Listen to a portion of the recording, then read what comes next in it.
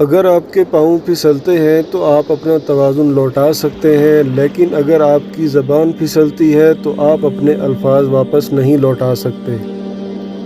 راستے سے گزرتے ایک بوڑھے آدمی کی ایک نوجوان سے تو تکار ہو گئی۔ تھوڑی دیر بحث مباحثہ کے بعد نوجوان وہاں سے چلا گیا۔ بوڑھے آدمی کا غصہ اب بھی اپنی جگہ قائم تھا۔ وہ کسی طرح اس سے اس لڑائی کا بدلہ لینا چاہتا تھا۔ جسمانی طور پر کمزور ہونے کے باوجود وہ نوجوان سے مار پیٹ تو نہیں کر سکتا تھا، لیکن اس نے اس کا ایک اور حل نکالا۔ بوڑھے نے نوجوان کے بارے میں افواہ پھیلانا شروع کر دی کہ وہ چور ہے۔ وہ ہر راہ گزر سے یہی بات کرتا۔ کئی لوگ اس کی بات کو انسنا کرتے، لیکن چند لوگ یقین بھی کر لیتے تھے۔ کچھ دن گزرے تو پاس کے علاقے میں کسی کی چوری ہو گئی۔ لوگوں کے دلوں میں بوڑھے نے پہلے ہی نوجوان کے خلاف شک ڈال دیا تھا۔ چوری کے الزام میں نوجوان کو پکڑ لیا گیا، لیکن چند ہی دنوں میں اصل چور کا پتہ لگنے پہ اسے رہائی مل گئی۔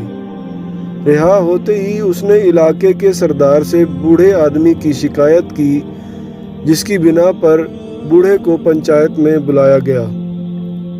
بوڑھے نے اپنے آپ کو بچانے کے لیے صفائی پیش کی۔ سردار نے بوڑھے کو حکم دیا کہ اس نے جو افواہ نوجوان کے بارے میں پھیلائی ہے وہ سب ایک کاغذ پہ لکھے اور پھر اس کاغذ کے چھوٹے چھوٹے ٹکڑے کر کے چوراہے میں جا کر ہوا میں اڑا دے۔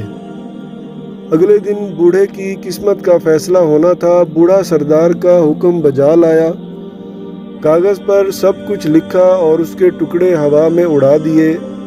اگلے دن جب پنچایت لگی، سبھی لوگ جمع ہوئے۔ بوڑھے نے رحم کی استدعا کی۔ سردار نے کہا کہ اگر وہ سزا سے بچنا چاہتا ہے تو کاغذ کے وہ سارے ٹکڑے جمع کر کے لائے جو کل اس نے ہوا میں اڑا دیے تھے۔ بوڑھا پریشان ہو کے بولا کہ یہ تو ناممکن سی بات ہے۔ سردار نے جواب دیا کہ تم نے نوجوان کے بارے میں اسی طرح ہوا میں افواہ پھیلائی۔ تمہیں خود بھی اندازہ نہیں ہے کہ تمہاری یہ افواہ کہاں کہاں تک پہنچی ہوگی۔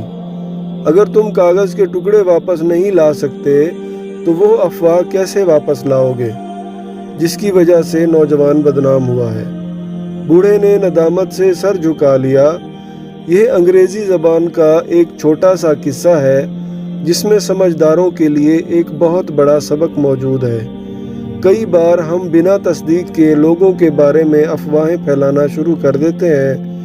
ہماری بنا سوچے سمجھے کی گئی چھوٹی سی بات کسی اور کی زندگی پر کتنا اثر انداز ہو سکتی ہے، اس کا ہمیں اندازہ تک نہیں ہوتا۔